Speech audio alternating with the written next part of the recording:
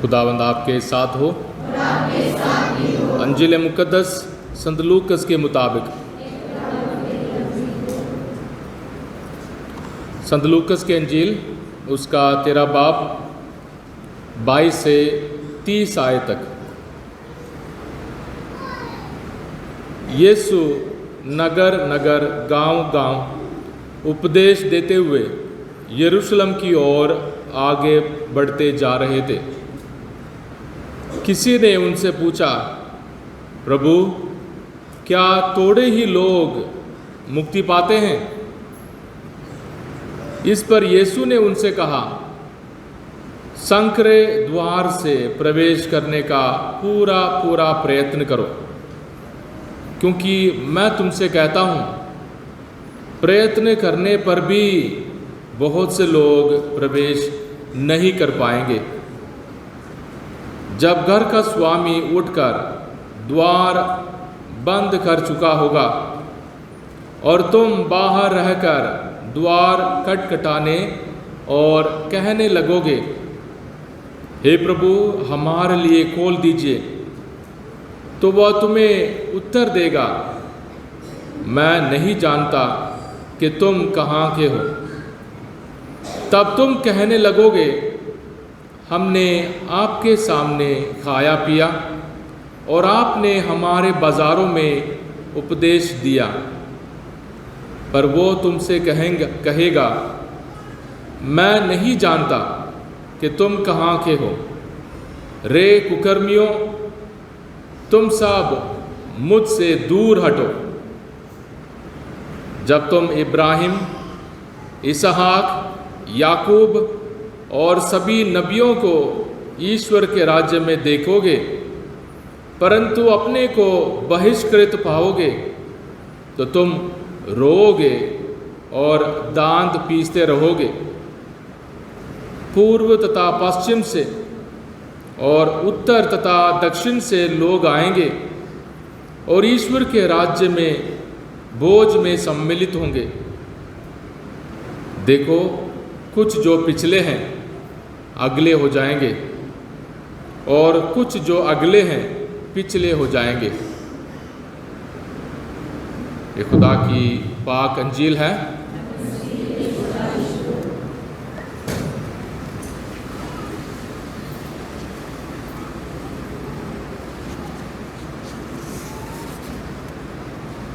प्रभु यीशु मसीह में प्यारे भाइयों और बहनों, हर इतवार खुदावंद हमें बुलाता है और इस इतवार को भी खुदा ने हम सबों को बुलाया है अपने दिल की बात हम सबों को सुनाने और हम सबों को जीने के लिए रास्ता दिखाने के लिए, हम सबों के दिलों को उम्मीद से भरपूर करने के लिए, हमारे ईमान को मजबूत करने और आने वाले पूरे हफ्ते में हमारा एकमात्र वसूल यानी खुदावंद यीशु मसीह के समान प्यार के खातिर सिर्फ खुदा के प्यार के खातिर मेहनत जीना है, मेहनत करना है, कुर्बानियाँ चढ़ाना है, दुख दर्द उठाना है, मेहनत करना है, कभी हिम्मत नहीं हारना है। और उस हफ्ते के अंत में अगले इतवार तक हम कैसे पहुँचेंगे, किस हालत में पहुँचेंगे, कितने अमीर होंगे और कितने खूबसूरत होंगे, कितने तक जाएंगे, बहुत कम मायना रखता है। पर हमने इस पूरे सफ़र में उम्मीद के साथ आगे बढ़ना है। यीशु नगर नगर गांव गांव उपदेश देते हुए यरूशलेम की ओर आगे बढ़ते जा रहे थे। लूकस की अंजील हम इस पूरे साल पढ़ रहे हैं और खुदावंद सफ़र में है। ये बहुत ज़रूरी है कि हम सफ़र में निकलते जाएं, सफ़र में जाएं। अगर हम रुक जाएंगे, अगर हमें अच्छा लगता है कि हम जो कुछ भी हैं ठीक है, जैसे हम सोचते हैं सब ठीक है, कितना हम कमाते हैं वो ठीक है, और कितना फ़ायदा होता है ठीक है, कितना खाते पीते हैं ठीक है, कितने खुश हैं, कितने खूबसूरत हैं, तो उसका मतलब हम सफ़र में नहीं हैं, हम चल फिर नहीं रहे हैं, हम उम्मीद के साथ नहीं जी रहे हैं, यानी मेहनत नहीं कर रहे हैं। रूहानी तौर पर खुदावंद हम सबों के लिए मेहनत का कारण बनता है। और आज के पहले पाठ और अंजील पर सोच विचार करना हमारे लिए बहुत ज़रूरी है। आज के पहले पाठ में ईसायास नबी उसके 66 यानी उसके आखिरी अध्याय में हम पढ़ते हैं कि ईसायास नबी भविष्यवाणी करता है, सारी दुनिया के सारे कौम, हर कौम से लोग मेरे पास आए। देना, ईसायास नबी यीशु के बारे में भविष्यवाणी करता है, यानी सारे खुदावंद यीशु मसीह के पास आएंगे। अलग अलग भाषाएं बोलने वाले, अलग अलग कौम के लोग, और उनमें से कोई नेता बनेगा, और यहाँ तक कुछ लोगों को याजक बनाऊंगा, यानी पाक मांस चढ़ाने के लिए, दुआ करने के लिए कुछ लोगों को चुनूंगा। ईसायास नबी यीशु मसीह के जन्म से 405 साल पहले की नबी हैं। और प्रकाशना ग्रंथ में आप ज़रूर याद रखेंगे 1,44,000 लोगों के बारे में बताया गया, चुने हुए लोग, यानी अलग अलग कौम के, अलग अलग देश के हैं, अलग अलग कोने से आए हुए हैं, और बचाए जाने वाले लोग, यानी असंख्य लोग, हमारे गिनती से भी परे हैं, वो सारे लोग बचाए जाएंगे। अभी मुद्दा ये है, कौन बचाया जाएगा, कौन मुक्ति हासिल करेगा, कौन स्वर्ग जाएगा ना। आज हमारे लिए बैड न्यूज़ है। हर एक अलग अलग मिशन एक बात तो साफ साफ बोलते हैं, कैथलिक लोग स्वर्ग नहीं जाएंगे, कैथलिक लोग स्वर्ग नहीं जाएंगे। तो इसलिए हमारे लिए बहुत बैड न्यूज़, अच्छी खबर नहीं है। कैथलिक लोग स्वर्ग नहीं जाएंगे। वजह अलग अलग वजह, जिस वजह से वो बोलते हैं, क्यों बोलते हैं, क्यों नहीं बोलते हैं, उसकी चिंता नहीं करना, पर कैथलिक लोग स्वर्ग नहीं जाएंगे। आज के पहला पाठ और आज की अंजील हम सबों को इस बात पर गौर करने के लिए और बुलाते हैं। हमारी ज़िंदगी एक सफ़र है, इस सफ़र में खुदा के वायदे क्या हैं और हम सबों को किस तरीके से जीना है। क्या हम में से किसी को भी मालूम है कि हम स्वर्ग जाएंगे? हम में से किसी को भी मालूम है कि हम स्वर्ग जाएंगे? हम में से किसी को भी नहीं मालूम, कि कल के बारे में हमें नहीं मालूम है, तो फिर मौत के बाद क्या होगा वो तो बहुत दूर की बात है। तो हमारे भविष्य के बारे में, हमारे इस जिंदगी के बाद हमारे साथ क्या होगा हमें नहीं मालूम, पर हम ईमान रखते हैं। पाक वचन कहता है, जो कोई मेरे पाक वचन के मुताबिक जीता है और वो अनंत जीवन हासिल करेगा। और लूकस की अंजील हमने आज पढ़ी है, मत्ती की अंजील में इससे भी साफ साफ, जो कोई प्रभु प्रभु कहकर पुकारता है, जो लोग मुझे प्रभु प्रभु कहकर पुकारते हैं, उनमें से सब के सब स्वर्ग राज्य में प्रवेश नहीं करेंगे। मत्ती 7:21। और उस दिन बहुत सारे लोग मुझसे कहेंगे, प्रभु हमने आपका नाम लेकर भविष्यवाणी की, आपका नाम लेकर अबदूतों को निकाला, आपका नाम लेकर चमत्कार हमने दिखाए। पर खुदावंद क्या जवाब देगा? मैं तुम्हें नहीं जानता हूँ, कुकर्मियों मुझसे, यानी बुरे काम करने वाले मुझसे दूर हटो। उसके बाद मत्ती के अंजील बहुत अच्छे एक दृष्टांत, एक तमसील, रूप कथा के रूप में हम सबों को सबक देता है। जो मेरे इन बातों को सुनता है और उसके मुताबिक चलता है, उसके मुताबिक जीता है, वो उस आदमी के सदृश है जो समझदार है, बेवकूफ़ नहीं है, समझदार है। पानी बरसा, नदियों में बाढ़ आई, आंधियाँ चली और उसके घर से टकराई, पर वो घर नहीं डाला, क्योंकि उसके घर का नींव चट्टान पर डाला हुआ था। लूकस के अंजील में हमने आज जो सुना है, ये हम सबों के लिए और भी जोरदार पुकार है। खुदा के पाक वचन को सुनना और उसके मुताबिक जीना हमारे लिए बहुत बहुत ज़रूरी है, और हमें नहीं मालूम। और लूकस के अंजील, संकरे द्वार से प्रवेश करने का पूरा प्रयत्न करो।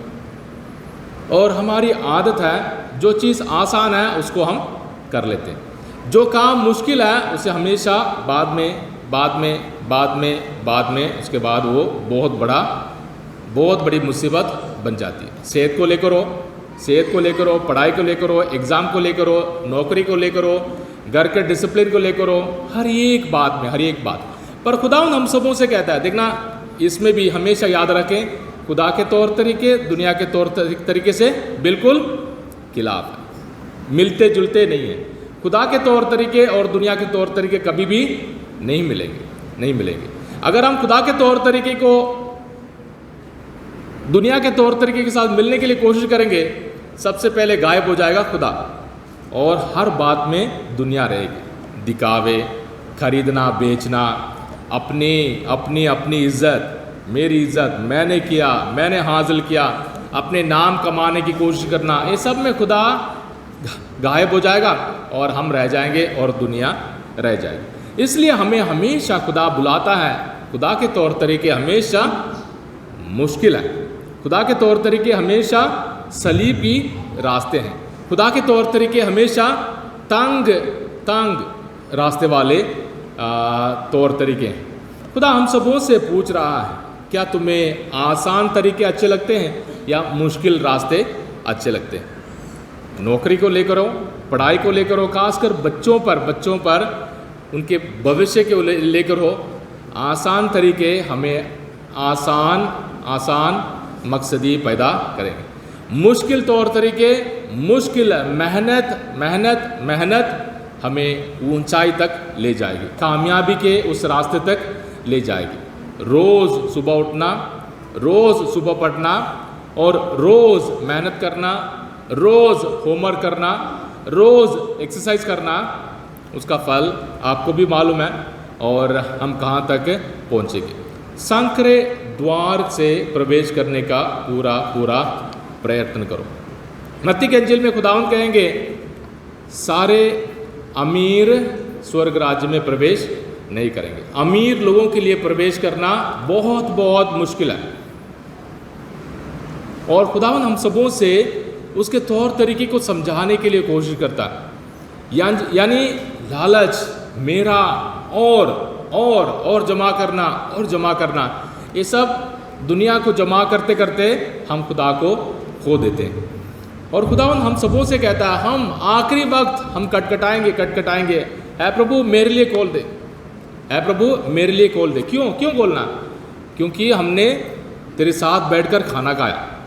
जरा ये सीधी बात है। मत्ती के इंजील में हमने भविष्यवाणी की और हमने अबदूतों को निकाला, हमने चमत्कार दिखाया। ये बात हमारे लिए लायक है। हमने तेरे साथ बैठकर खाना खाया। ऐ खुदावंद तूने हमारे घरों में आकर प्रचार किया था, पर हमने मुश्किल वाले रास्ते या दुख दर्द वाले रास्ते या सलीबी सफ़र को हमने हमेशा त्यागने की कोशिश की है। हमने सलीबी सफ़र को अपनाया नहीं है। और खुदावंद क्या कहेगा? मैं तुम्हें नहीं जानता, तुम कहाँ के हो ये भी मैं नहीं जानता। खुदा सब कुछ जानता है, खुदा हमारा सब कुछ जानता है, उठना बैठना जानता है, हमारी पैदाइश के बारे में जानता है और हमारे हड्डियों के बारे में जानता है, हमारे पापों के बारे में सब कुछ जानता है। पर खुदा रहम करने वाला खुदा है। हम सबों को तरक्की के रास्ते पर चलाने के लिए हम सबों को डांटता है और हम सबों को डराता है। हम सबों को दुख दर्द में भी वफादार रहने के लिए हमें बुलाता है। देखो, कुछ जो पिछले हैं अगले हो जाएंगे, कुछ जो अगले हैं पिछले हो जाएंगे। एक महान बिशप फुल्टन शीन, उसने कहा, हम सब स्वर्ग के बारे में सोच विचार करते हैं। हमारे बीच में सोच विचारों के प्रचार के मुकाबले होते हैं। हम स्वर्ग जाएंगे, वो स्वर्ग नहीं जाएंगे, ये मूर्ति पूजा करते हैं, वो माँ मरियम को मानते हैं, वो नहीं जाएंगे, हम लोग स्वर्ग में जाएंगे, हमने बपतिस्मा लिया, हमने डुबकी का लिया, हमने उसका लिया, हमने इसका लिया। उन्होंने कहा, हमारे मौत के बाद हमारे 3 सरप्राइज होंगे। सरप्राइज हमें अच्छा लगता है, सरप्राइज 3 सरप्राइज होंगे। सबसे पहला ये है, हमने बहुत सारे लोगों के बारे में सोचा है, हाँ ये अच्छा है, ये नेक है, ये पाक है, ये हमारे हैं, ये खास हैं, ये खुदा के बंदे हैं। बहुत सारे ऐसे लोग होंगे जिनके बारे में हमने सोचा कि ये स्वर्ग जाएंगे, वो शायद स्वर्ग में नहीं होंगे। पहला सरप्राइज, जिनके लिए हमने सोचा था वो उधर नहीं होंगे। दूसरा सरप्राइज है, हमने बहुत सारे लोगों के बारे में ये सोचा था, ये नालायक हैं, वो गंदे हैं, बुरे हैं, पापी हैं, बुरे आदतों में फंसे हुए हैं, ये सारे स्वर्ग में नहीं जाएंगे। पर मौत के बाद हमें पता चलेगा कि वो स्वर्ग में बुलाए गए।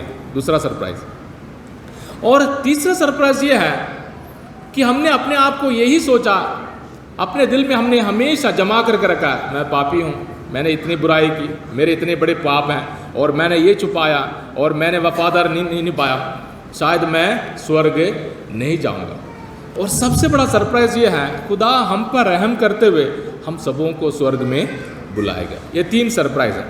और आखिरी सरप्राइज बहुत बहुत खास है, यानी हम सबों को खुदा उम्मीद के साथ जीने के लिए बुलाता है। देखना, हर इतवार हम पाक मास में आते हैं, बाइबल पढ़ते हैं, प्रचार सुनते हैं, एक दूसरे के साथ बहस करते हैं। ये सारी चीज़ें अपने ईमान को और पाक और मजबूत करने के लिए हमें एक मौका देता है, ताकि हम एक दूसरे से डरने की बात नहीं, प्यार से उम्मीद के साथ जिए। ईमान मजबूत होता है। बहुत बार हमारा ईमान कमज़ोर भी हो जाता है, इतने बिजी हैं, मेरे पास टाइम नहीं, इतने बिजी, मेरे पास नहीं। तो ऐसे माहौल में ईमान कमज़ोर हो जाता है, ईमान निकल जाता है। दूसरा कदम यह है कि खुदा हम सबों को इस पाक वचन में भी खुदा हम सबों को बुलाता है उम्मीद के साथ जीना। देना, उम्मीद एक बहुत बड़ी एक खास चीज़ है। उम्मीद मामूली चीज़ नहीं है कि मैंने आज दोपहर को चिकन खाना है, ये उम्मीद, इसके लिए उम्मीद की ज़रूरत नहीं है। पैसा है, खरीदो और पकाओ, खा लो। कल मैंने घूमने जाना है, इसके लिए उम्मीद की ज़रूरत नहीं है, ज़रूरत नहीं। ठीक है, कल मैंने उड़ के जाना है, वो शायद उम्मीद वाली बात हो सकती है, क्योंकि बहुत महंगा है। उम्मीद के लिए हमेशा हमारे दिल और दिमाग एक ऊंचे स्तर तक पहुंचना ज़रूरी है। तो उम्मीद हमेशा की ज़िंदगी के लिए एक रास्ता बन जाता है। मुझे उम्मीद है, और 5 साल के बाद, 10 साल के बाद मेरे बच्चे कामयाबी के रास्ते पर चलेंगे। मुझे उम्मीद है, मेरी मेहनत, एक माँ होने के नाते मेरी कुर्बानियाँ, मेरी मार पिटाई, जितने बार मैंने मार खाए हैं, ये सब कुछ मेरे बच्चों को कामयाबी के रास्ते पर ले जाएंगे। मुझे उम्मीद है हम जो गरीब हैं, हमारी मेहनत की खातिर 10 साल के बाद कम से कम हमारा पक्का मकान होगा, और हम भी इज्जत और प्यार के लायक बने। ये सारी चीज़ें मेहनत वाली चीज़ें हैं। ये सारे चीज़ों के लिए हमें कुर्बानियाँ देना पड़ता है, इंतज़ार करना पड़ता है, और बार बार चलना पड़ता है, बार बार हमें अपने आप को सुधारना पड़ता है। उम्मीद की ज़रूरत है। तो स्वर्ग राज्य भी, हमेशा की ज़िंदगी भी, बहिश्त भी, स्वर्ग भी, प्यारे भाइयों और बहनों, इस तरह की एक ज़िंदगी है जिसके लिए हमें उम्मीद रखना है। इसके लिए हमें बार बार मेहनत करना है। ये नहीं कि एक कदम आगे और 2 कदम पीछे, वो नहीं चलेगा। अगर हमने एक कदम आगे किया, उसके बाद और आगे जाना है। हमने मेहनत करना है, कभी भी हिम्मत नहीं हारना। आज के दूसरे पार्ट में एक थोड़ा सा एक रास्ता हम सबों को, एक थोड़ा सा एक जवाब हम सबों को मिलता है। इब्रानियों के पत्र में ये पुराने नियम के सूक्ति ग्रंथ और पुराने नियम के बहुत सारी बातों को दोबारा हम सबों को याद दिलाता है। बच्चों को माँ बाप डांटते हैं, मारते हैं, मकसद साफ है, ताकि बच्चे बुरे रास्ते पर ना जाएं और मेहनत करें और कामयाबी हासिल करें, नेक बने और दिल दिमाग से मेहनत करते हुए कहीं कामयाबी के रास्ते पर जाएं।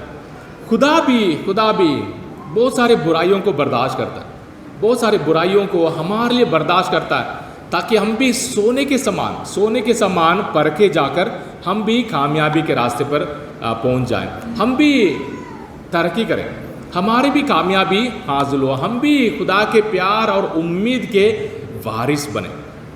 तो घर में आपको डांटते हैं या मारते हैं पता नहीं। बहुत बार बच्चों के सामने माँ बाप बोलते हैं फादर मारेगा, नहीं फादर नहीं, डैडी। घर में डैडी या दादी या दादू या मम्मी, क्योंकि हम सबों को जिम्मेदारी लेना ज़रूरी है। इसलिए बच्चों को अगर मारते भी हैं, बच्चों को डांटते भी हैं, बच्चों को ये भी बोलते हैं कि आज चॉकलेट नहीं मिलेगा, या आज मैंने ये खरीद कर नहीं देना, आज 50 रुपया नहीं मिलेगा। मकसद हमें साफ है कि हम गलतियों से, बुराइयों से सुधर कर आगे बढ़ें, तरक्की करें। खुदा के इस बादशाही में भी, स्वर्ग राज्य के लिए भी हमें यही वसूल इस्तेमाल करने की ज़रूरत है। मैं कितने दुख दर्द उठाने के लिए तैयार, हर रोज़ मैंने कितने मुश्किल वाले रास्ते को मैंने अपनाना है, मैंने कितने मुसीबतों का सामना किया है। हर रोज़ मैं अपने बच्चों के लिए कितने रगड़े खाने के लिए तैयार हूँ। मैं अपने बच्चों की तरक्की के लिए अपने हर बात को, हर खुशी को, हर ख्वाहिश को कुर्बान करने के लिए तैयार हूँ या नहीं तैयार हूँ। हमारे बच्चों की तरक्की के लिए, हमारे परिवार की इज्जत के लिए हम माँ बाप कितना सब्र करते हैं, पति पत्नी एक दूसरे को कितना सब्र करते हैं, हम कितना माफ़ करते हैं और कितना दूसरों के सामने झुककर, बड़े भाई हो, बड़ी बहन हो, मम्मी हो, डैडी हो, मम्मी माफ़ करो, डैडी माफ़ करो, सॉरी बोलकर आगे बढ़ने के लिए तैयार है।